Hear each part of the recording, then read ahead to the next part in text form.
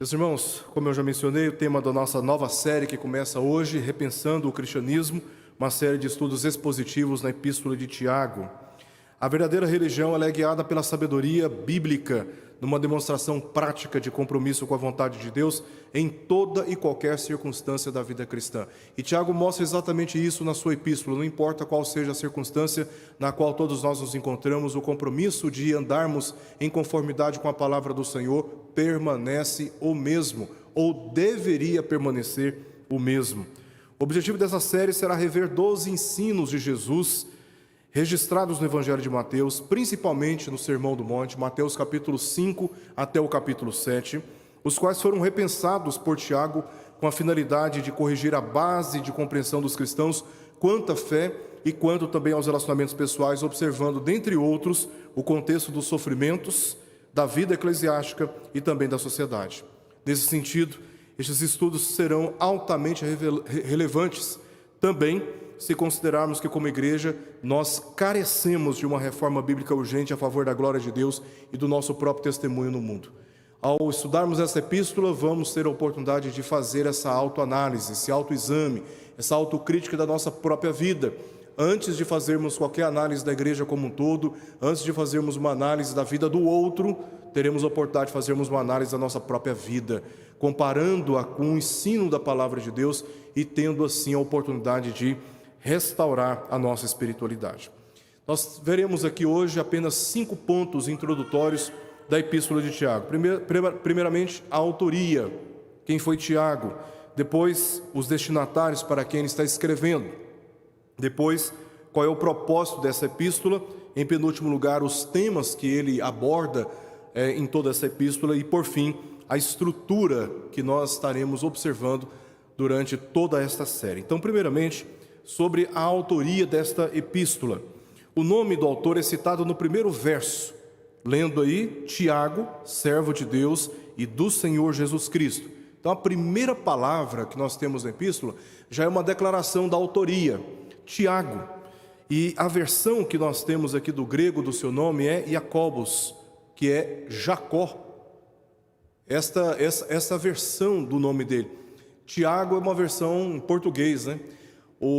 A versão em inglês é James, mas a versão grega é Jacobos, e originado do hebraico Jacob, tá? Jacó, esse é o nome dele, e significa suplantador, né?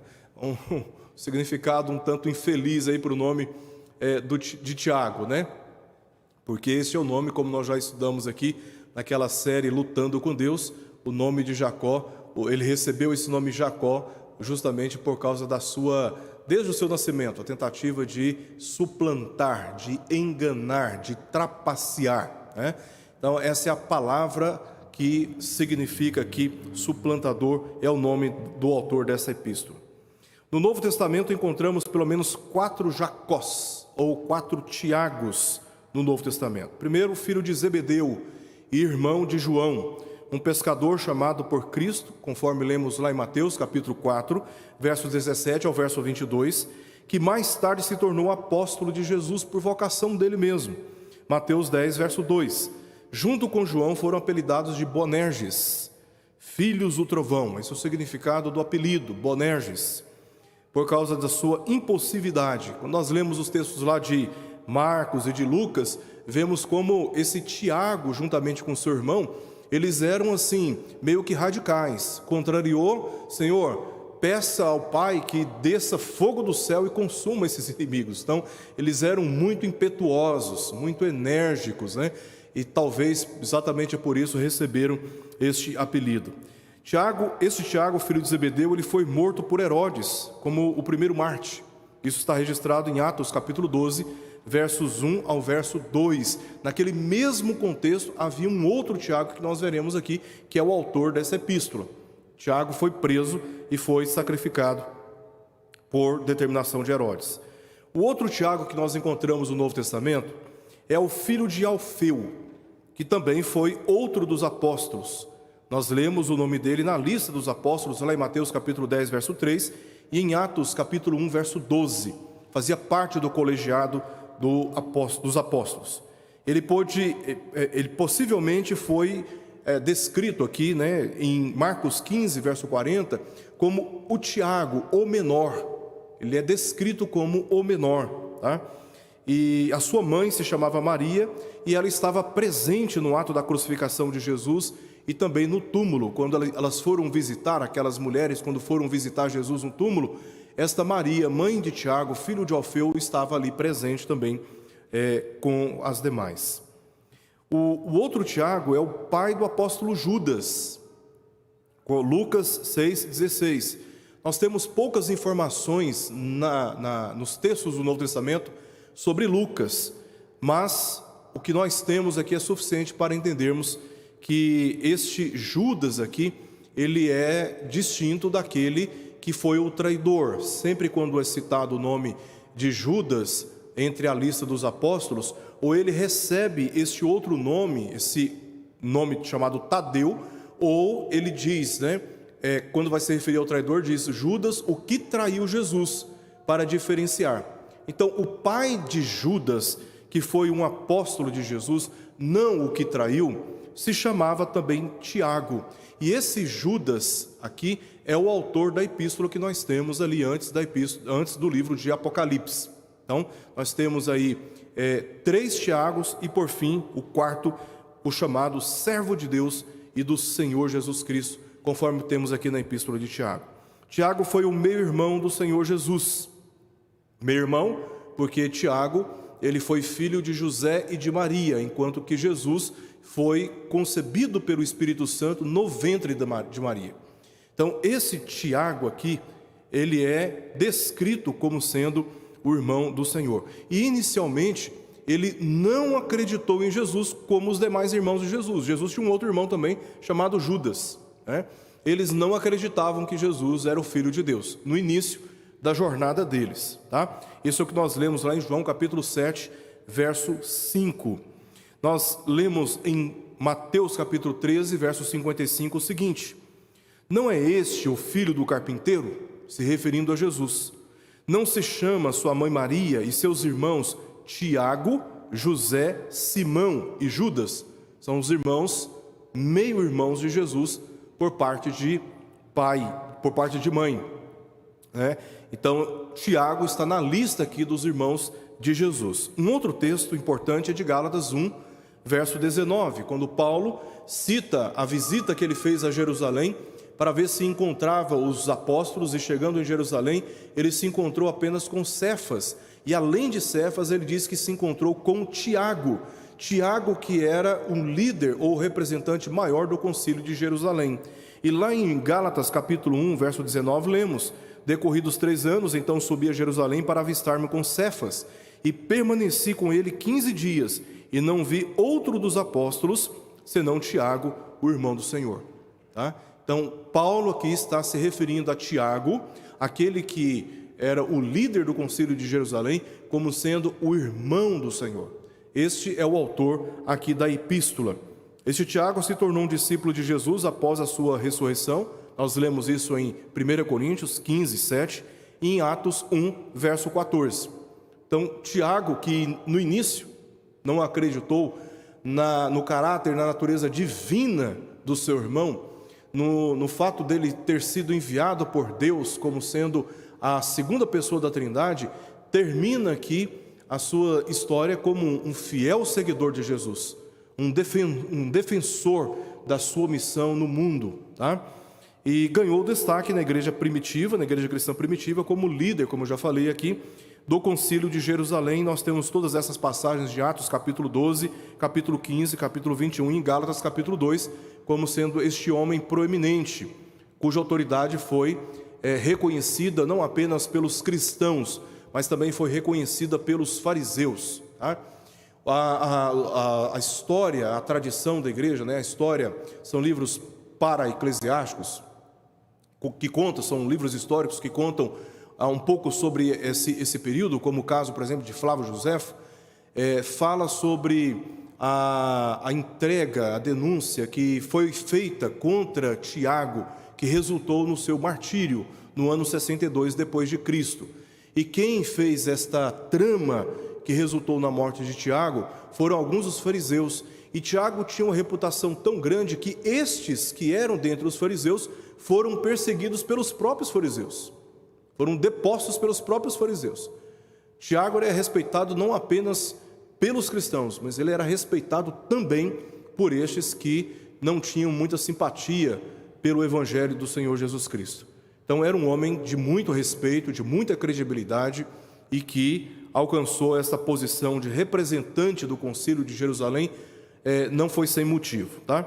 Então todos os eventos que nós encontramos narrados e tratados na epístola aqui de Tiago teriam ocorrido neste período entre 45 e 50 depois de Cristo. Então, se você analisar historicamente esse período, é o período talvez mais crucial do cristianismo. Jesus morre aos 33 anos, logo após a morte de Jesus, nós temos os discípulos indo, ele ressuscitou e vocacionou os discípulos, os designou para Jerusalém, para guardarem a promessa do Pai. Ali então eles recebem o poder do Espírito Santo que os habilita, para darem testemunho da ressurreição em todo o mundo. E todos os eventos em torno do Evangelho são registrados no livro de Atos. Diz o livro de Atos que a doutrina da ressurreição encheu toda Jerusalém. Não demorou muito até que a igreja, que já tinha crescido de uma maneira assustadora, começar lá com 120 discípulos, depois tem um salto para quase 3.000 pessoas que foram batizadas, arrependidas dos seus pecados. Aí você avança um pouquinho mais, do capítulo 2 do livro de Atos, vai para o capítulo 4 ou capítulo 5, você vê que já sobe para 5.000, e você vai avançando, já sobe mais. No início eles contavam, Depois você já não vê mais nenhuma quantidade sendo descrita, apenas fala que o número era grande, era uma multidão de discípulos. Então, o cristianismo ele floresceu muito fortemente e muito rapidamente nesses primeiros anos, até quando aconteceu a perseguição uma grande perseguição contra os cristãos depois da morte de Estevão. E logo após a morte de Estevão, então, os discípulos eles se espalham. Mas o que acontece é que o testemunho da ressurreição, o testemunho do Senhor Jesus, cresce absurdamente. E nesse tempo, a igreja cristã primitiva, que até então os cristãos estavam debaixo do judaísmo, então nessas primeiras décadas após a morte e ressurreição de Jesus, é o período talvez mais tenso, porque as igrejas cristãs estão assumindo forma na sociedade, se distinguindo das comunidades judaicas tradicionais. Então foi um período de muitas tensões, de muitas discussões teológicas, de muitas incompreensões, de muitas discriminações. E justamente neste período é que nós temos os eventos aqui tratados e registrados por Tiago na epístola, de maneira que essa epístola está carregada de sentimentos, de expectativas, porque os cristãos estavam ali, tendo recebido o Evangelho, estavam já tendo que lidar com grandes desafios na vida cristã. Os destinatários deles são declarados aí no verso 1 ainda: Tiago, servo de Deus e do Senhor Jesus Cristo. E claramente nós temos a descrição desses destinatários, as 12 tribos que se encontram na dispersão. Então estes são os destinatários aqui declarados pelo próprio Tiago. A epístola foi destinada às 12 tribos que se encontram na dispersão. Isto é uma informação mais do que suficiente para compreendermos que os destinatários de Tiago nada mais eram do que destinatários judeus. Eles eram judeus por nascimento, por também religião, tá? E eles estavam residindo fora das terras de Israel. Por isso que eles são aqui descritos como os das 12 tribos que se encontram na dispersão. Eles estavam fora dos limites da terra de Israel, em contextos pagãos, considerados estrangeiros, assim como aqueles para quem Pedro escreve através das suas primeira e segunda epístolas, tá? Desde os cativeiros assírios e babilônicos, assírios, as tribos do norte, babilônicos, as tribos do sul, muitos judeus foram espalhados por diferentes nações, que lemos no princípio da igreja cristã, por ocasião da festa de Pentecostes, é que quando os discípulos recebem um poder do Espírito de Deus para anunciarem as grandezas de Deus, o que está registrado lá no capítulo 2, naquele momento, naquela ocasião, tinham vindo para Jerusalém judeus de várias partes, de muitas partes daquele mundo antigo, e eles estavam ali por ocasião, como eu já mencionei, da festa de Pentecostes. Ele diz no verso 9 do capítulo 2: pardos, medos, elamitas, os naturais da Mesopotâmia, Judéia, Capadócia, Ponto e Ásia, Frígia, Panfilha, do Egito, das regiões da Líbia, das imediações de Cirene, já falando do norte da África, e romanos que aqui residem, tanto judeus como prosélitos, cretenses, que era a ilha, arábios, ou seja, judeus estavam vindo de várias partes do mundo para Jerusalém, a fim de participarem da festa de Pentecostes. Então, como resultado, como efeito colateral desse período pós-exílico, tanto assírio como babilônico, judeus ainda se encontravam espalhados. Eles tinham sido retirados da sua terra e todos ainda não tinham voltado. Eles ainda estavam vivendo em várias partes daquele mundo. Apesar de ainda por preservarem as tradições dos judeus, nessas ocasiões especiais eles faziam questão de ir até Jerusalém. Além deste fato, inúmeros judeus convertidos pelo Evangelho de Cristo, como eu mencionei aqui, foram alvos de uma grande perseguição. Essa perseguição, ela é tipificada assim, ela é descrita assim, lá em Atos capítulo 7.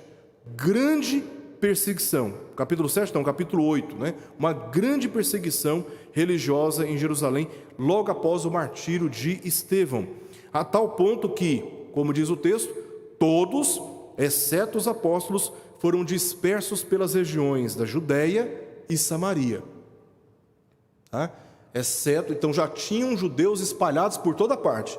E não bastando esses judeus espalhados, que foram alcançados pela pregação que Pedro fez em Jerusalém, logo após aquela manifestação do poder de Deus naquela comunidade de cristãos que estavam em oração, não bastando os judeus que estavam em visita à cidade de Jerusalém, os cristãos ali que estavam em Jerusalém, que foram alcançados pelo Evangelho, agora eles são dispersos novamente. Eles são dispersos novamente para todas as regiões da Judéia e também Samaria. Em Atos 11, verso 19, lemos que em seguida, olha que interessante, se espalharam até a Fenícia, Chipre e Antioquia. Esses judeus, primeiramente, por causa da perseguição, e o texto lá de Atos 11 fala exatamente o motivo da perseguição. Está relacionado com o martírio de Estevão, que foi um alvoroço. A morte de Estevão provocou uma convulsão social. E aí eles foram duramente perseguidos, se espalhando por toda a região da Judéia e Samaria. Um pouco mais adiante, eles agora se espalham para a Fenícia, mais para a costa, Chipre, que era uma ilha, e também para Antioquia, certamente Antioquia da Pisídia, não Antioquia da Síria, Antioquia da Pisídia, que hoje está localizada na região da atual Turquia. Enquanto judeus, a epístola deixa claro que também eram irmãos no Senhor, ou seja, eram cristãos judeus. Eles eram judeus de nascimento, mas convertidos, circuncidados pela circuncisão de Cristo. Agora eles não estão mais debaixo da tutela da lei.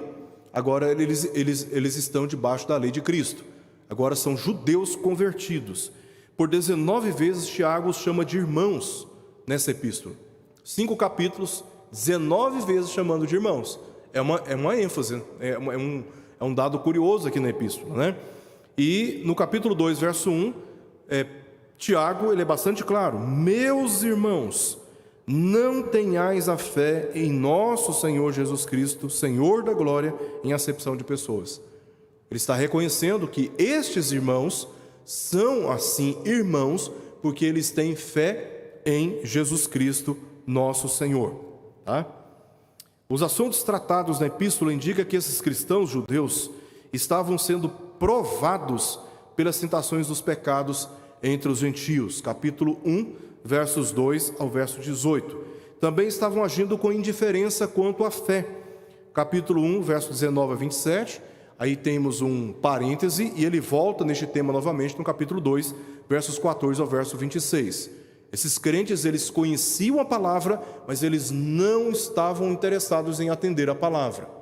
Então, essa foi uma prova, isso foi uma luta. A gente acha que a luta é só quando somos perseguidos politicamente pelo Estado ou religiosamente por outros grupos religiosos, mas Tiago mostra que as maiores lutas desses cristãos, apesar de estarem presentes lutas externas, como nós vemos no capítulo 2, verso 6, capítulo 2, verso 7, daqueles que blasfemavam o Deus que eles invocavam, ou seja, havia um aspecto de uma perseguição, de uma discriminação que era externa. Mas Tiago, em todos os 5 capítulos, ele enfatiza que as maiores lutas desses cristãos, as maiores batalhas desses cristãos, as maiores perseguições desses cristãos, estavam com eles mesmos. Estavam sendo travadas no âmbito e no coração deles. No coração deles. Então eles conheciam a palavra e não queriam praticar a palavra. Eles estavam sendo assediados pelo pecado entre os gentios, uma vez que estavam na terra de gentios. Ora, se você despreza a palavra, você se torna muito mais vulnerável às tentações do pecado. Veja como Tiago relaciona uma coisa com outra. Então veja onde está a maior luta desses cristãos, senão na própria vida deles. Então Tiago, ele usa uma linguagem bastante objetiva, confrontadora. Ao invés de você ficar pensando no outro e julgando o outro, começa a fazer uma autocrítica sobre você e a maneira como você tem lidado com a sua própria vida cristã. Possuíam também diversas condições socioeconômicas. Haviam ricos, haviam pessoas abastadas. É o que nós lemos, por exemplo, no capítulo 2, verso 2, sobre trajos de luxo. Mas ao mesmo tempo, olha no final do verso 2, havia ali também pobre andrajoso. Então era uma comunidade de crentes com diversidades socioeconômicas, pessoas abastadas e pessoas muito pobres, miseráveis. Sabe o que eu sei o que é isso, né? Você morar em outro país, você chega num outro país, você não fala a língua ainda, você ainda não tem emprego ali, você não tem ainda uma definição. Então a sensação de deslocamento, de insegurança é muito grande. E esses judeus, eles foram expulsos da terra deles. Eles estavam numa terra estrangeira e nem todos conseguiram se adaptar, nem todos conseguiram se estabelecer e sustentar dignamente as suas próprias famílias. E como comunidade cristã, haviam aqueles que eram abastados e aqueles que eram pobres, só que os pobres estavam sendo discriminados, humilhados, desprezados, estavam sendo tratados com acepção por parte daqueles que eram abastados. Veja que esses eram problemas internos, mais do que externos. Era uma questão de percepção de vida, era uma questão de percepção de valor, Tem pessoas que acham que o bem material é mais valioso do que o bem humano. Então despreza o bem humano, a intimidade do relacionamento, a amizade, o carinho, o abraço, a intimidade, por causa de questões de poder, de cargo e até de bens. Então esta igreja era uma igreja que estava enferma na sua base, nas suas raízes, e que precisava urgentemente de uma reforma espiritual, de um verdadeiro avivamento. Não aquele avivamento de falar línguas estranhas, de se comportar num culto público de forma irreverente, de sair pulando, saltitando dentro da igreja, fazendo promessas que Deus não fez, campanhas e mais campanhas na tentativa de barganhar com Deus, ficar numa gritaria todos ao mesmo tempo na hora da oração, como se isso fosse avivamento. Tiago está mostrando que o verdadeiro avivamento é a aplicação correta da fé, do conhecimento da verdade, à vida pessoal, reparando esta ética cristã.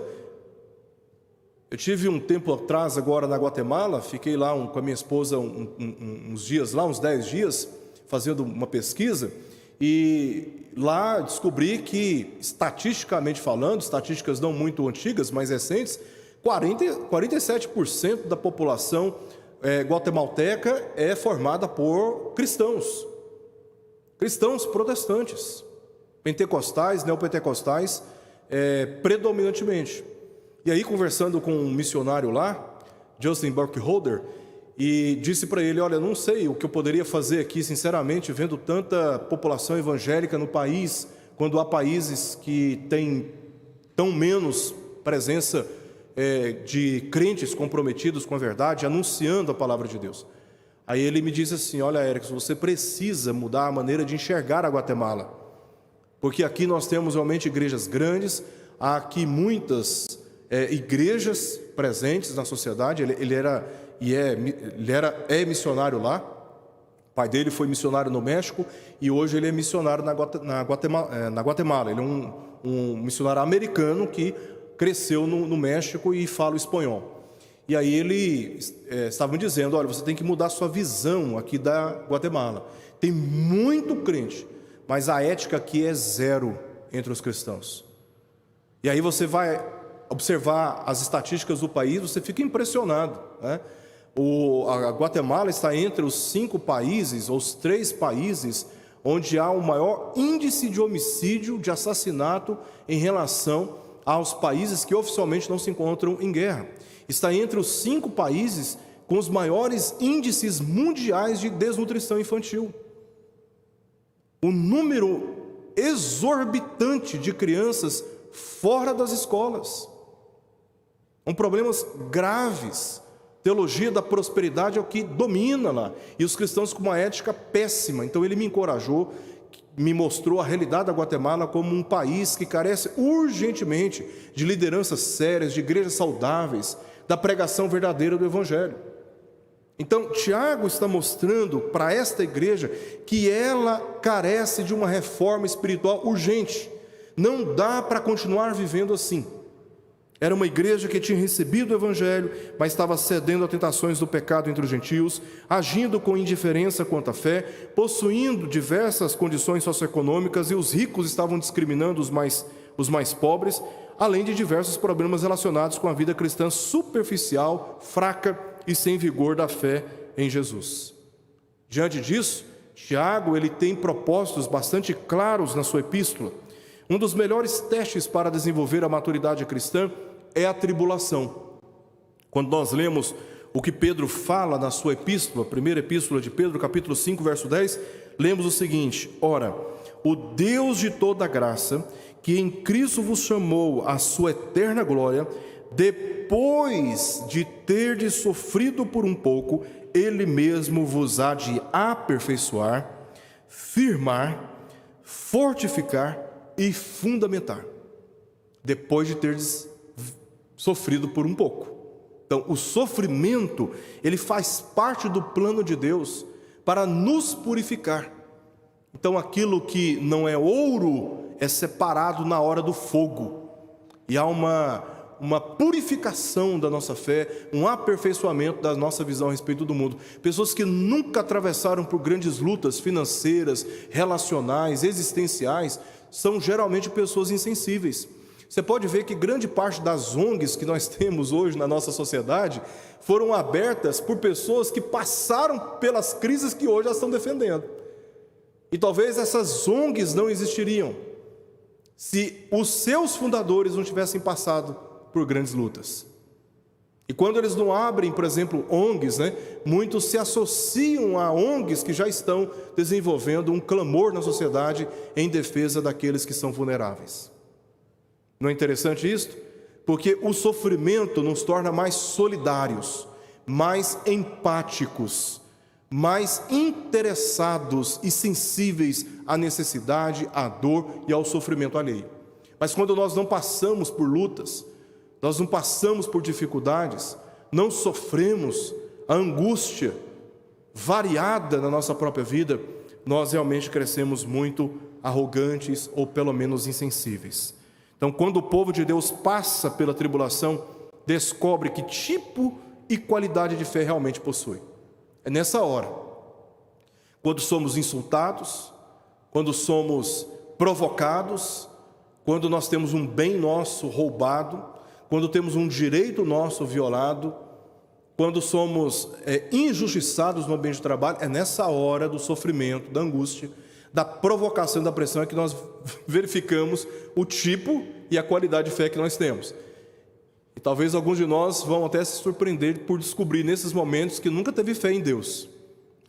Vai para um campo de futebol, toma lá uma canelada, naquela hora você esquece que você é crente, já xinga logo lá a pessoa, já faz um gesto obsceno, e depois você vai para casa e fala: o que eu fiz? Não agi como um verdadeiro seguidor de Jesus, porque na hora da tribulação, o que vem à superfície é aquilo que está no fundo, por trás das aparências. Então a tribulação, ela nos permite enxergar a nossa própria realidade. A tribulação, a prova, nos permite enxergar os níveis de crescimento que nós desesperadamente precisamos perseguir e que ainda não alcançamos. Às vezes sabemos muito, estamos ótimos em matéria de conhecimento, de intelectualidade bíblica, mas moralmente, funcionalmente, ainda podemos estar muito distantes. Eu tive a oportunidade de conhecer pessoas com altíssimos graus de formação acadêmica. Eu tive a oportunidade de conhecer pessoas com status e popularidade enorme, mas nos bastidores, muito baixo o nível de maturidade emocional, muito baixo o nível de maturidade espiritual. As aparências enganam, menos as tribulações. As nossas aparências não são capazes de enganar as nossas tribulações. Elas revelam quem somos, elas revelam a fé que temos e o nível, como eu disse, desesperador de crescimento que precisamos buscar na presença do Senhor. Então as tribulações são importantes para nos fazer lembrar quem somos muitas vezes. Agimos muitas vezes de uma maneira arrogante para com o Senhor, de uma maneira arrogante para com o nosso irmão, até quando passamos por uma grande luta e precisamos do Senhor e dos nossos irmãos. É nessa hora que o nosso coração é quebrantado. É nessa hora que nós oramos com lágrimas no rosto. É nessa hora que nós apelamos a Deus como sendo o único Salvador da nossa vida. E é isso que Deus requer dos seus verdadeiros adoradores. As provações não apenas revelam a fé, também a fortalece e edifica o caráter cristão. Os cristãos judeus para quem Tiago escreveu estavam passando por provações e precisavam de instrução e também de encorajamento. Já no primeiro verso, a última palavra aí do nosso texto, Tiago, capítulo 1, verso 1. O que ele diz? Saudações. Isso na língua portuguesa nos faz pensar em quê? Cumprimentos. Saudação nos faz pensar em um cumprimento, em uma receptividade calorosa, afetuosa de alguém que nós queremos bem. Mas a palavra que Tiago usa aqui, curiosamente, é karem, que significa alegrem-se, regozijem-se. Então nós poderíamos simplesmente ler o texto da seguinte maneira: Tiago, servo de Deus e do Senhor Jesus Cristo, as 12 tribos que se encontram na dispersão, regozijem-se, alegrem-se. Se ele quisesse simplesmente oferecer um cumprimento, o que é comum nas cartas, nos documentos do Novo Testamento, ele poderia ter usado a palavra que domina essa tradução no Novo Testamento, que é aspasmos. Mas Tiago não usou aspasmos, Tiago usou karem, alegrem-se, regozijem-se. Então, o significado aqui de saudação não é simplesmente um cumprimento, é na verdade uma exortação, uma sugestão, uma indicação de que ao receberem esta epístola, que eles se alegrem. E veja como ele segue exatamente esse mesmo entendimento quando nós vamos para o verso 2. Ele diz: meus irmãos, tende por motivo de toda alegria o passardes por várias provações. Vocês estão passando por provações? Alegrem-se. Agora, pergunta: como um cristão é capaz de ter alegria ao passar por várias provações? E essa pergunta ela é crucial para nós entendermos o propósito que ele tem aqui com a sua epístola. Tiago responde em toda a sua epístola que é vivendo de acordo com a sabedoria de Deus e, portanto, neste sentido, abordou uma variedade de temas com ênfase nos aspectos práticos da vida cristã.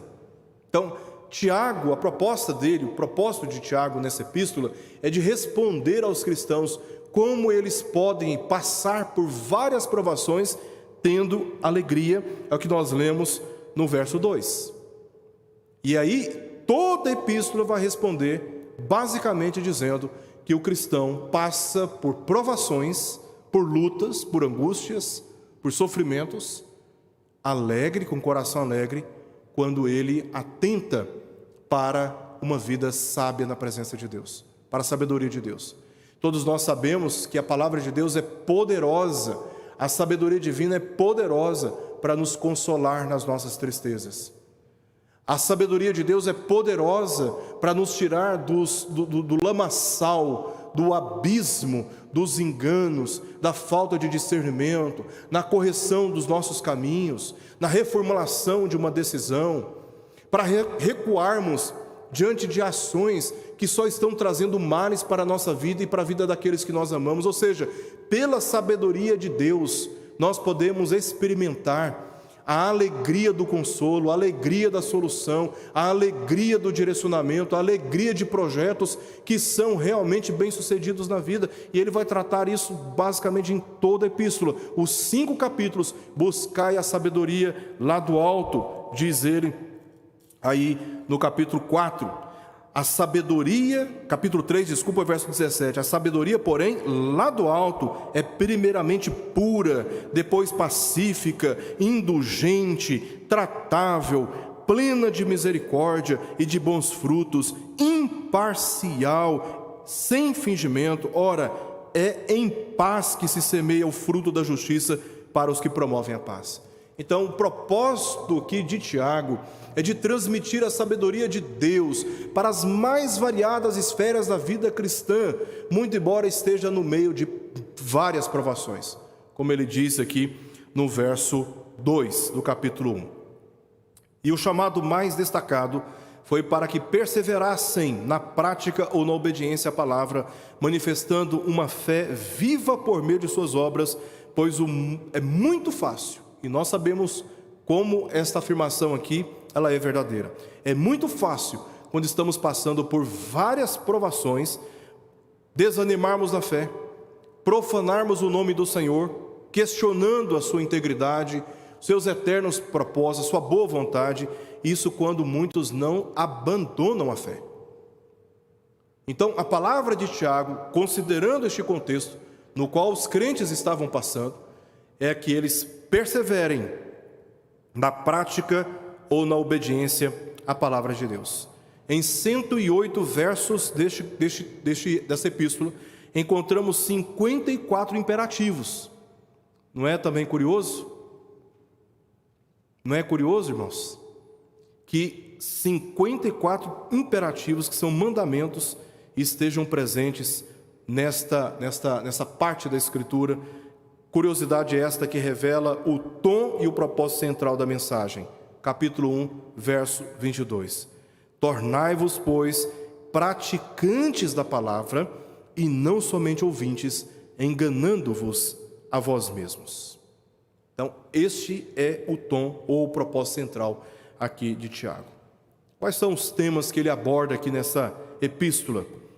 Os cristãos estavam passando por várias provações, como já mencionamos. Contudo, ao que tudo indica, as provações não tinham relação com uma severa perseguição religiosa, porque os crentes mantinham o hábito de frequentar sinagogas. Esse é um detalhe que nós encontramos aqui na epístola muito interessante e que nos permite, por essa janela, enxergarmos o contexto sociocultural do povo, dos crentes, neste momento que a epístola chega. Diz aí no verso 2 do capítulo 2: se, portanto, entrar na vossa sinagoga algum homem com anéis, tal. Ou seja, Tiago está dando indicativo de que eles estavam frequentando sinagogas. Eles não tinham acesso ao templo, porque eles estavam em terras estrangeiras, Mas esses judeus tinham suas sinagogas, que era o lugar onde eles cantavam os salmos, os hinos, os cânticos espirituais, era o lugar onde eles ouviam a respeito da lei, a leitura solene da lei e os comentários rabínicos, os debates a respeito da lei. Então eles frequentavam, e se eles estavam frequentando as sinagogas, tudo indica que eles não estavam passando por uma severa perseguição religiosa. Isso é interessante de se notar. Então essas provações teriam outros aspectos, como eu já mencionei: seduções aos pecados dos gentios, capítulo 1, versos 12 a 15, omissão na prática de deveres cristãos, capítulo 1, versos 19 a 27, depois ele abre um parêntese e volta no capítulo 2, versos 14 a 26, dando a ênfase da necessidade de viver de uma forma prática o ensino da palavra. Não é abandonar a palavra pela prática, mas, apegando-se à palavra, viver de forma prática ou coerente com aquilo que a palavra ensina. 3, discriminações socioeconômicas dentro da igreja, capítulo 2, verso 1 ao verso 6. Exercício leviano do ensino doutrinário na igreja. Muitos estavam, capítulo 3, versos 1 ao verso 18, estavam querendo tomar a frente para ensinar. Eles eram neófitos, eles tinham acabado de receber o evangelho dos apóstolos, estavam em terras estrangeiras, distantes dos apóstolos, e eles de uma maneira leviana estavam querendo ser mestres. E Tiago diz no capítulo 1, verso 1, meus irmãos, não vos torneis muitos de vós mestres, sabendo que havemos de receber maior juízo. Então eles estavam tentando exercer o ministério do ensino doutrinário da igreja de maneira leviana, sem o devido preparo. Nem sequer estavam ainda conseguindo lidar com as questões das seduções do pecado entre os gentios e já estavam querendo ensinar. E Tiago está dizendo, tomem cuidado, porque quem ensina tem maior responsabilidade. Deus haverá de cobrar e exigir prestação de contas muito mais severas do que aqueles que não são mestres. Então ele traz essa exortação. Havia dentro da igreja contendas também, capítulo 4, verso 1 ao verso 10. Olha só os aspectos de provações que os crentes estavam passando. Maledicência de irmãos contra os outros, capítulo 4, versos 11 ao verso 12. Um falando mal do outro o tempo todo. Por isso que Tiago diz aqui no capítulo 4, verso 11, irmãos, não faleis mal uns dos outros. Aquele que fala mal do irmão ou julga seu irmão, fala mal da lei e julga a lei. Ora, se julgas a lei, não és observador da lei, mas juiz. Um só é legislador juiz, aquele que pode salvar e fazer perecer. Tu, porém, quem és que julgas o próximo? Então, dentro da igreja, havia esse problema de um ficar falando mal do outro. São grupinhos, são rodinhas de ficar falando mal um do outro. Outra, pretensões arrogantes sobre a vida, capítulo 4, versos 13 a 17. Desprezando a vontade de Deus, estavam fazendo projetos e dizendo para onde iam, por quanto tempo passariam nesses locais, o que eles fariam, os lucros que eles obteriam, como se não existisse Deus, como se não existisse a vontade de Deus, apenas a vontade do homem dominante na história e no curso da sua própria vida. Pretensões arrogantes sobre a vida, opressões injustas de empregadores dos seus empregados, que clamavam, e o clamor estava chegando até a presença de Deus, por conta desses que detinham poder financeiro, detinham poder também sobre as funções que esses empregados estavam exercendo, e eles estavam sendo oprimidos, perseguidos, tratados com injustiça.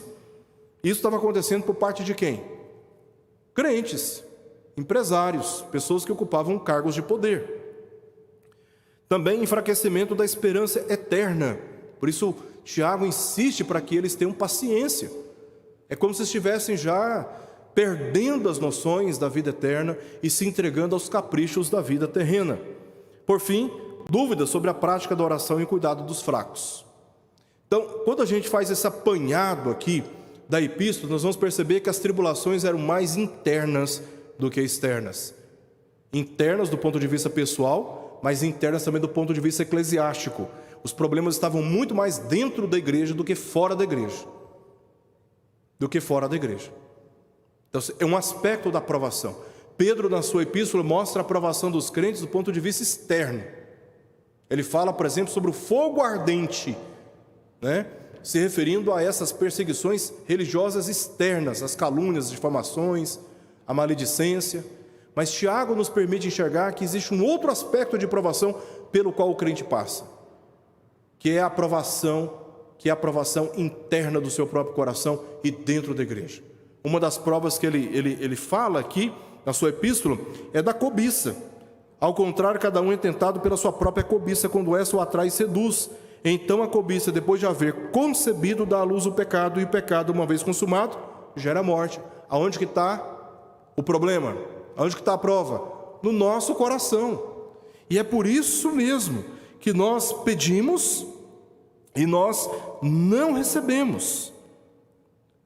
Capítulo 4, agora o verso 2: cobiçais e nada tendes, matais e invejais e nada podeis obter, viveis a lutar e a fazer guerras, nada tendes, porque não pedis, pedis e não recebeis, porque pedis mal, para esbanjardes em vossos prazeres.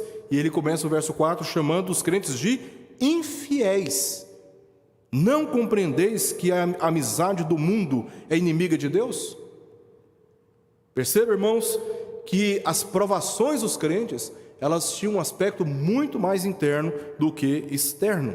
Observando cuidadosamente o conteúdo de todas essas exortações, percebemos que os temas foram precisamente dirigidos pelo propósito de conduzir os crentes a uma reforma espiritual na vida cristã.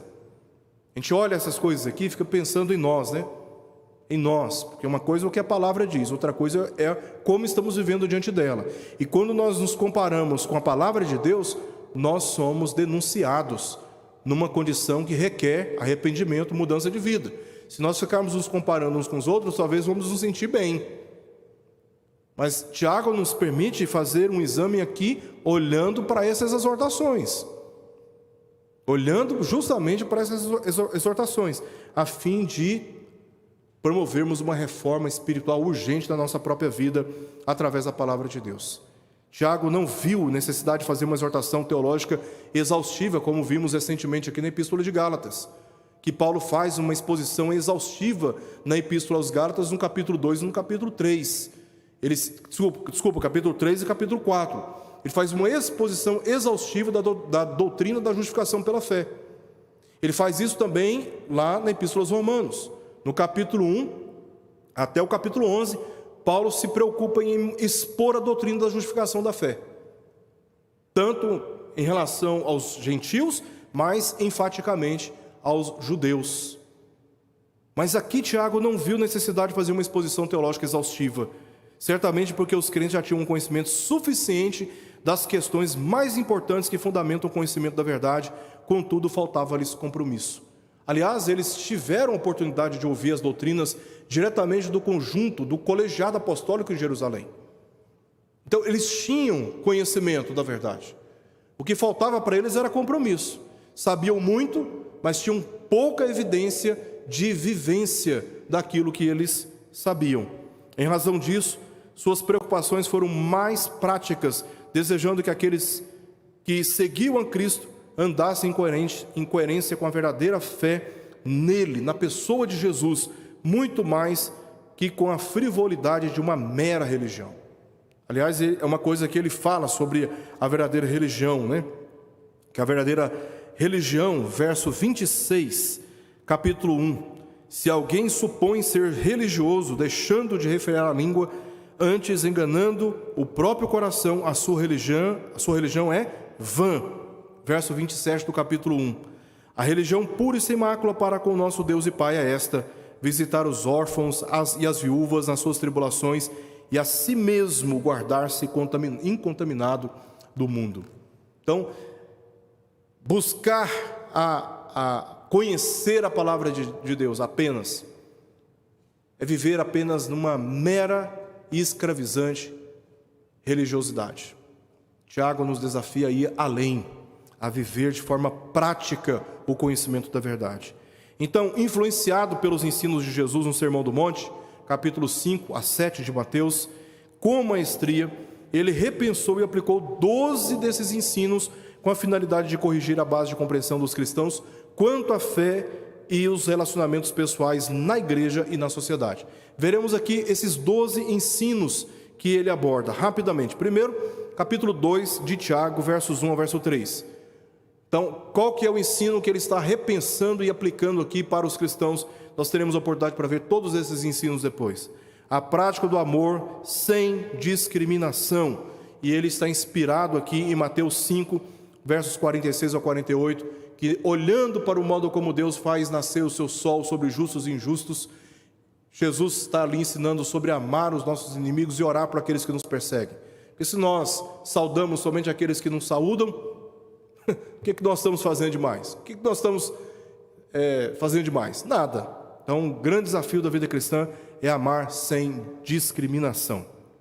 Capítulo 2 ainda, versos 14 a 26 de Tiago, ele vai ensinar sobre a evidência da fé verdadeira, baseando-se em Mateus 7, 21 a 27.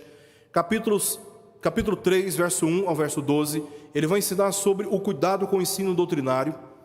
Lembra aquilo que nós tratamos aqui? Nós falamos dos cristãos no contexto de Tiago, que estavam se precipitando e todos querendo ser mestres, todos querendo ensinar, e ele vai falar exatamente do cuidado que nós precisamos ter com o ensino, com aquilo que nós falamos, com aquilo que nós ensinamos. E esse cuidado, ele está aqui baseando certamente, sendo influenciado por aquilo que Jesus fala sobre os falsos mestres em Mateus capítulo 7, versos 15 ao verso 23. Em Tiago capítulo 3, versos 13 a 18, ele ensina sobre a verdadeira sabedoria, e essa verdadeira sabedoria está exposta naquelas 9 bem-aventuranças expostas por Jesus no capítulo 5, versos 3 ao verso 11.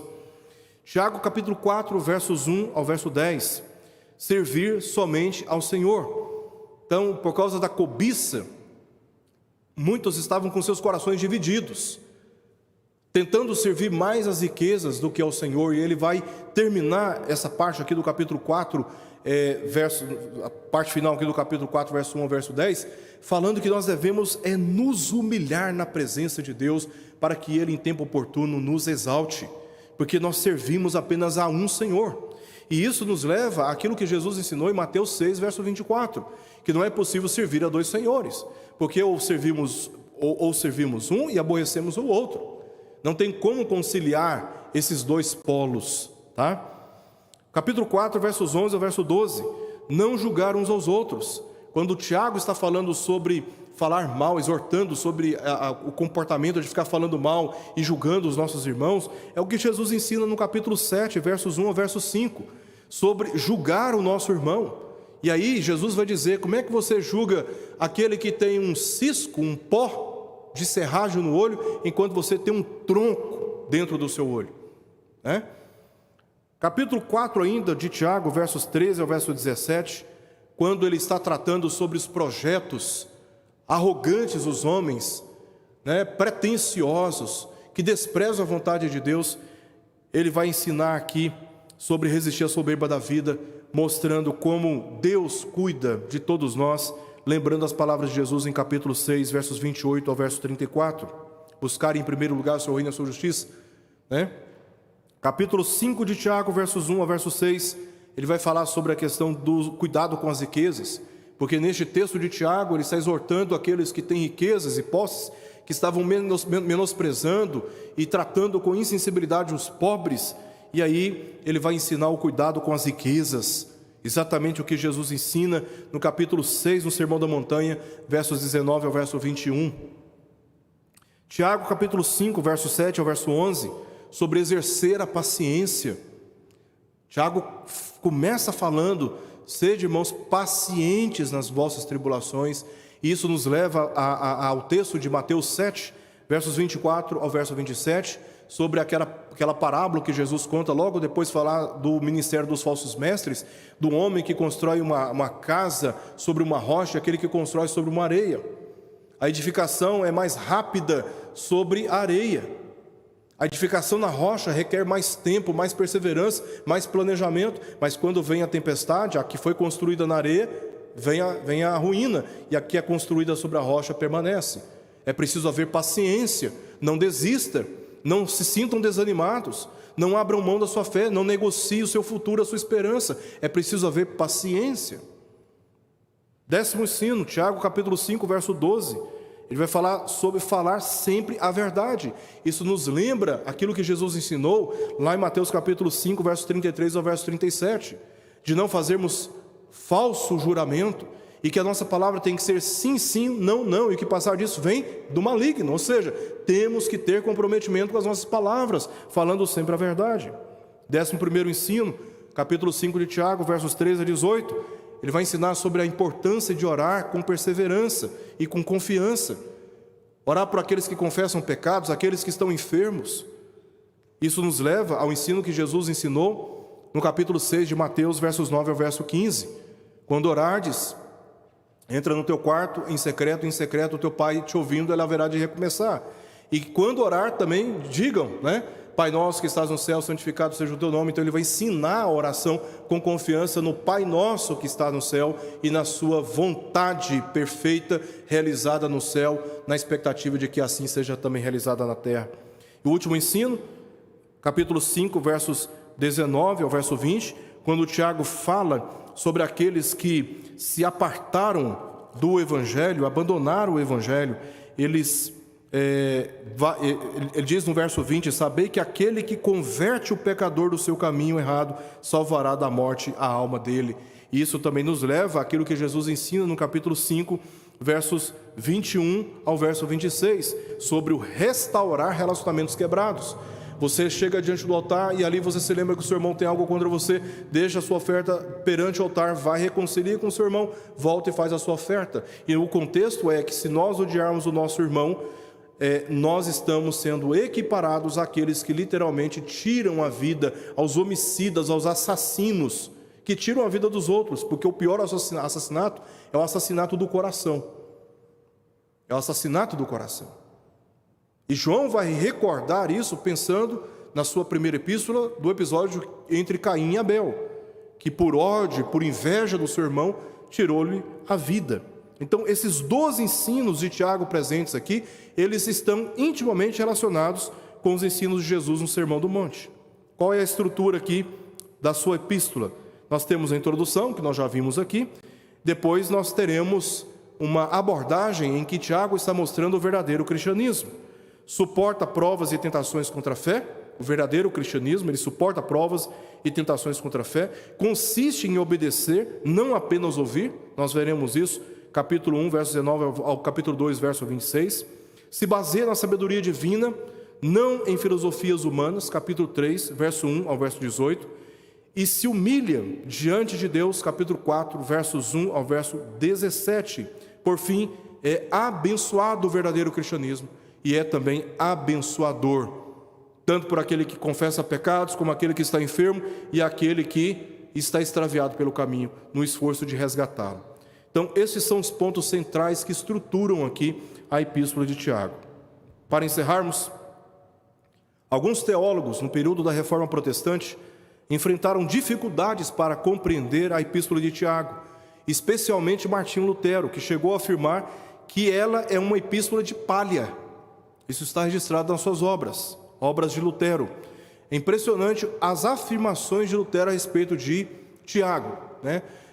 Lutero tinha um temperamento muito forte, né? Quem já estudou aí Lutero sabe que era um homem muito piedoso, muito crente, muito comprometido com a palavra de Deus, mas ele tinha um temperamento muito forte, o que lhe permitiu falar algumas coisas muito fortes também. Como, por exemplo, as referências que ele fez a respeito do livro de Apocalipse, né? Martinho Lutero tinha muita dificuldade de compreender o livro de Apocalipse e no entendimento dele, em alguns momentos, ele achava que tinha que ser retirado do livro da Bíblia.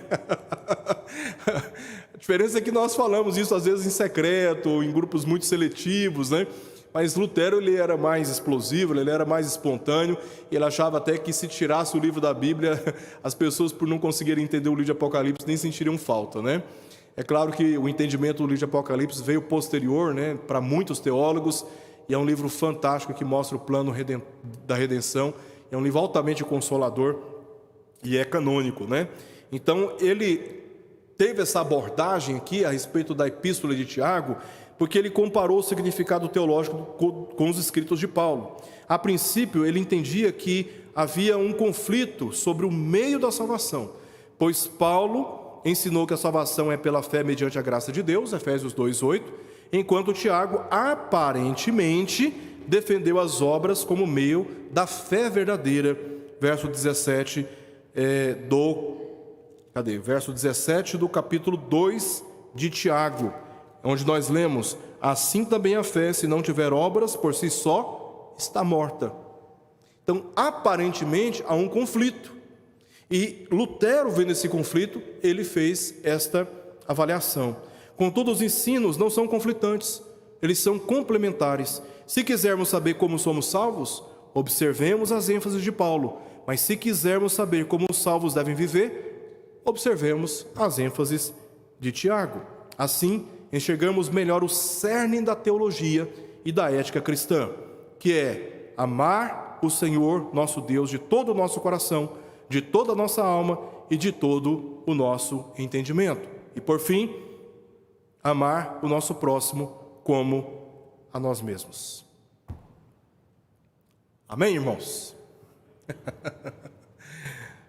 Estamos começando hoje essa jornada, de estudo desta maravilhosa epístola, dessa palavra que nós estaremos aqui dando atenção nessas próximas semanas. Que Deus abençoe a vida de todos nós, nos edifique, nos encoraje e nos permita fazer uma avaliação honesta da nossa vida cristã, não para depreciar, nos desencorajar, nos desanimar, mas que na confrontação da palavra de Deus, sermos estimulados às boas obras e assim vivemos de maneira que glorifica o nosso Deus e Pai. Oremos. Pai, nós te pedimos a tua bênção sobre nós neste momento e rogamos pela tua misericórdia mais uma vez. Nós reconhecemos, Senhor, que somos pequenos, apesar de muitas vezes agirmos de uma maneira arrogante diante de ti, diante dos nossos irmãos. Que a tua palavra, Senhor, penetre profundamente na nossa alma e nos dê discernimento de tudo o que se passa no nosso coração, a fim de fazermos as escolhas certas e alinharmos as nossas vidas, os nossos valores, à tua palavra, não às opiniões alheias de quem quer que seja, mas somente a tua palavra. Que a tua palavra seja um instrumento para nos curar, para nos restaurar e promover entre nós um verdadeiro avivamento, pois carecemos disso, Senhor, urgentemente, e nós rogamos por isso em nome de Jesus. Amém.